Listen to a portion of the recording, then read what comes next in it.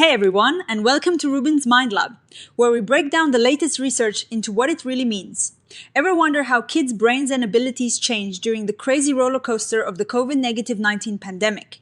Well, this new study dives deep into that exact question. So instead of just looking at test scores, which is what most studies have done, these researchers wanted to see if kids' actual thinking skills changed. They asked, did their ability to remember things get worse? Or maybe their focus improved? Or perhaps their speed at solving problems shifted during and after the pandemic? And importantly, were these changes the same for everyone? Or did they depend on what kind of school they went to or how they learned? To figure this out, these smart scientists looked at data from over 33,000 kids and teenagers. They tested them using something called the Penn Computerized Neurocognitive Battery. Think of it like a super detailed digital brain game that measures different thinking skills. They divided the kids into 3 groups based on when they were tested, before the pandemic, during the thick of the pandemic when schools were really mixed up, and after the acute phase or the messy part of the pandemic. They used data from January 2018 all the way up to December 2024. This gave them a really long time frame to see how things evolved. Now, the pandemic period was broken down into 3 stages. The first was the pre-pandemic stage from January 2018 up to February 2020. Then came the acute disruption stage, which was from March 2020 to July 2021. This was the heart of the lockdowns and the biggest changes in schooling. Finally, there was the post-acute stage, from August 2021 all the way to the end of 2024. This means they were looking at what happened even after schools had mostly reopened. The really cool thing about this brain game is that it doesn't just give you one score. It looks at how accurate you are, how fast you are, and something called efficiency, which is like how well you balance speed and accuracy. They looked at 9 different thinking areas like memory, attention, and reasoning. They also paid attention to the type of school the kids attended: public, private, tutor, or other, and also considered income and whether the child was a boy or a girl.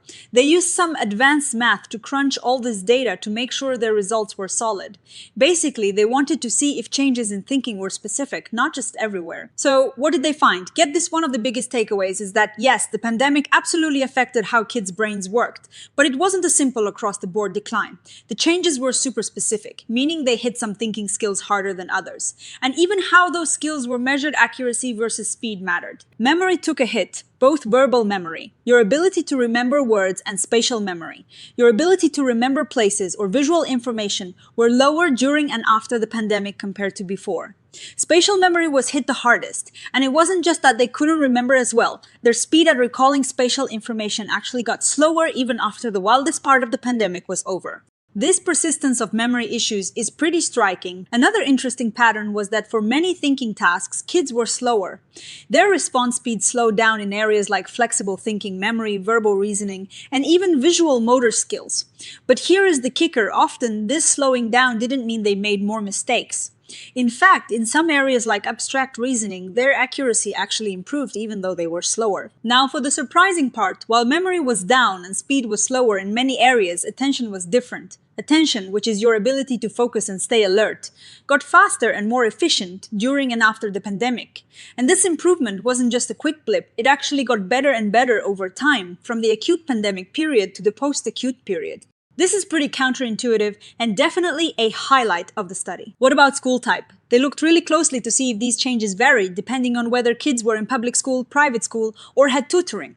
While the direct interaction between the pandemic period and school type wasn't statistically significant, meaning the main patterns weren't wildly different across school types, they did notice that the patterns looked a little different when you visually examined them.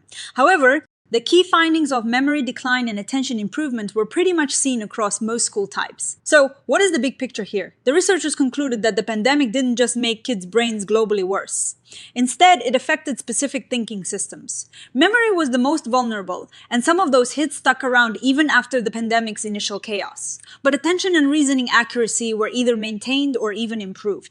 This really hammers home the idea that we need to look at different aspects of thinking separately, not just lump them all together. This finding about memory being particularly vulnerable is really important. Think about it, encoding memories relies on things like good sleep, reduced stress, and consistent routines. All of these were heavily disrupted during the pandemic. Kids were likely more anxious, had disrupted sleep schedules, and less predictable environments. These factors can really mess with how we form and recall memories, especially for things like spatial memory, which might have been impacted by less time spent outdoors navigating environments. The study's emphasis on separating speed, accuracy, and efficiency is a critical methodological point. It shows us that just because someone is slower doesn't mean their thinking is worse. In the case of abstract reasoning, for example, kids were slower, but just as accurate or even more accurate. This could mean they adopted a more cautious approach to tasks in the remote learning environment, which was often self-paced and had fewer immediate consequences for speed. It highlights how the testing environment itself can influence performance. This research really opens up a conversation about the long-term impact of the pandemic on cognitive development.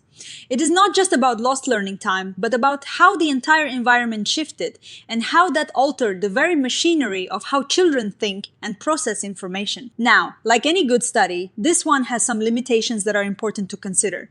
Since they were looking at different groups of kids at different times, they can't definitively say that the pandemic caused these changes in individual children. It is more like they observed a pattern associated with the pandemic period. Also, the groups of kids in each period weren't perfectly matched in terms of income, school type, or other factors. For example, the pre-pandemic group had more kids from higher income families and tutor programs, while the post-pandemic group had more from lower income families and public schools. While they did their best to account for these differences with statistical methods, there is always a possibility of other factors at play. And a big limitation is that school type is a pretty broad category. It doesn't tell us if a child was learning remotely, in person, or a mix of both, or how those experiences varied in quality. The researchers acknowledged that the actual learning experience was far more complex than just the type of school. They also didn't directly measure things like sleep quality, mental health, or screen time, which would have helped them pinpoint why these cognitive changes might have happened. So, while they can point to memory as being vulnerable and attention as improving, the exact reasons behind these shifts are still a bit of a mystery, though they have some really good ideas. Despite these limitations, this study is incredibly valuable because it gives us a much more nuanced view of how the pandemic impacted children's cognitive development.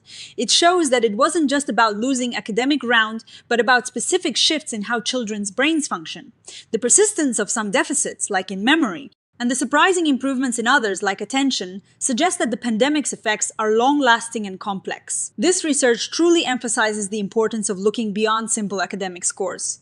By dissecting cognition into its components speed, accuracy, and efficiency, we get a much clearer picture of how different cognitive systems react to major environmental changes. It suggests that future research needs to continue following these cohorts, not just in academics, but in these specific cognitive domains, to truly understand the long-term legacy of the pandemic. It's a reminder that understanding the brain is a complicated but fascinating journey, and each study like this adds another piece to the puzzle. What do you all think about these findings? Does this resonate with your own experiences during the pandemic? Let me know in the comments below. If you found this breakdown helpful, please give this video a thumbs up, subscribe to Ruben's Mind Lab for more fascinating science, and hit that notification bell so you don't miss our next episode. Until next time, stay curious.